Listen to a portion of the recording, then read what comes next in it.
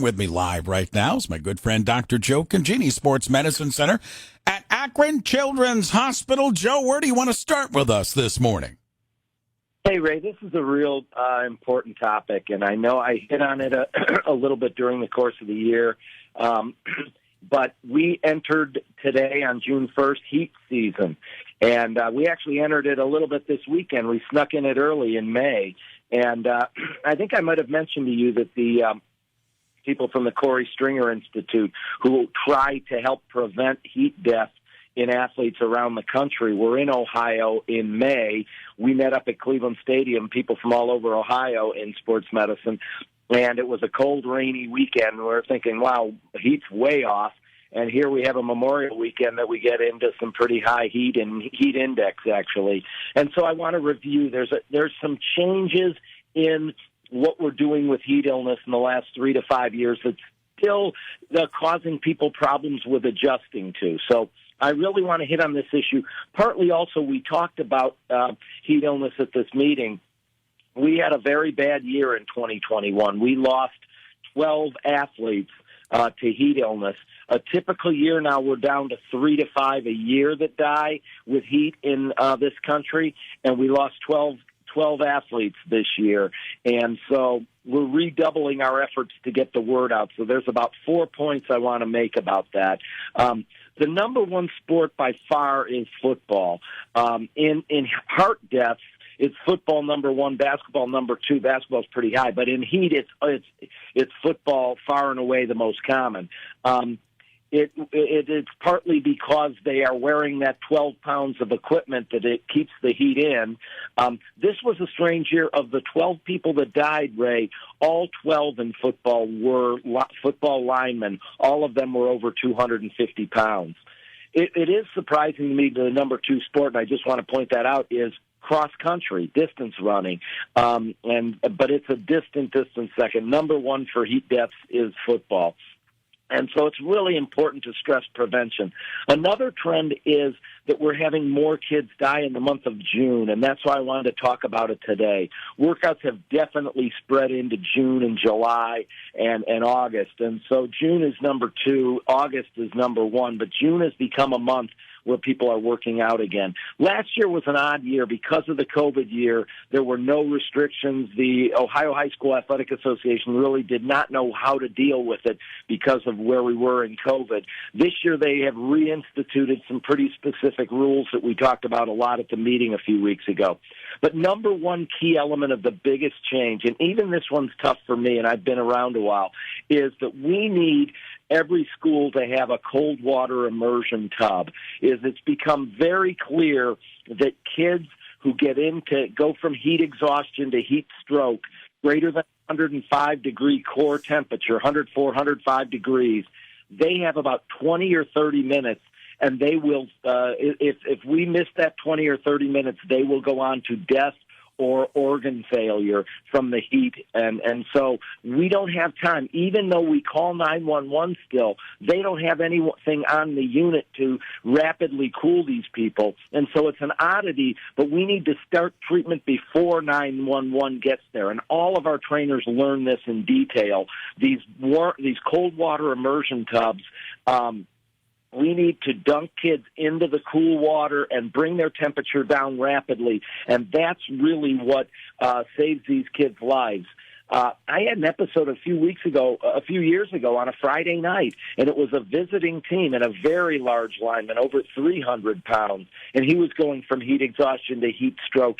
We took about 10 of our players to help dump him into the cold water immersion tub, and within minutes, he had cooled. He was doing better. He was talking to us again. He was kind of going out on us, and it was a real eye-opener for me. But this has been a big change, rapid cooling. If you need a tub, get to me at Children's. I will get the foundation or somebody in town to buy your school a tub. If you don't have one now and it happens, or you're at a place that doesn't happen, there's a thing called taco treatment, where you wrap a kid in a blanket with ice bags in the axilla and in the underarms and the groin area, and try to cool them that way. But cool first. Really important point. Number two, there is a thing called a wet bulb globe temperature. Everything the OHSAA guides about when we're going to be practicing or not relates to what the wet bulb globe temperature, not the ambient temperature of the air. We all know there's a big difference between temperature and heat index. And the wet bulb globe temperature gives you heat index. The state of Ohio, OHSAA, has several still available of these wet bulbs, and all you have to do is call the OHSAA, and they will send it and deliver it to your school. We need everybody at the start of this year to have the wet bulb globe temperature so you know what is the real heat index when your teams are practicing. And number 3 for today, this is a lot to bite off, and I really wanted to get to the cool first. But the third part is the acclimatization, Ray.